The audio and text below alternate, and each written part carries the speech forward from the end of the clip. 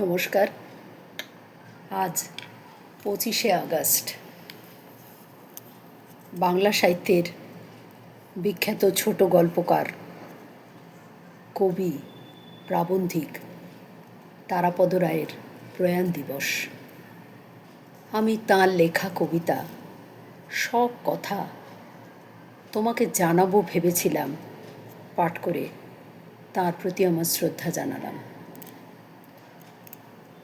সব কথা তোমাকে জানাবো ভেবেছিলাম, কিনে এনেছিলাম আকাশি রঙের বিলিতি হাওয়ায় চিঠি।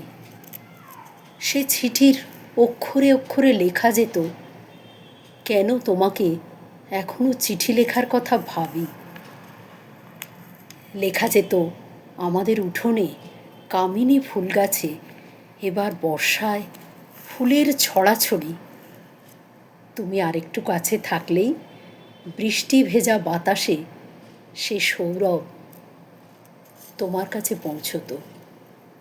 আর তোমার উপহার দেওয়া সেই স্বচ্ছন্দ বেড়ালছানা এখন এক মাথা মোটা অতিকায় হলো।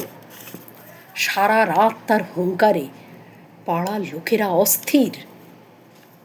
তোমাকে জানানো যেত এবছর কলকাতায় গ্রীষ্ম বড় দীর্ঘ ছিল। এখনো পর্যন্ত বর্ষার হাবভাবও খুব সুবিধের নয়। এদিকে কয়েক মাস আগে নিউ মার্কেট অর্ধেকের বেশি পুড়ে ছাই। আর 2 নম্বর হাওড়া ব্রিজ শেষ হওয়ার আগেই যে কোনো 2 নম্বরই জিনিসের মতো ঝুরঝুর করে ভেঙে পড়েছে।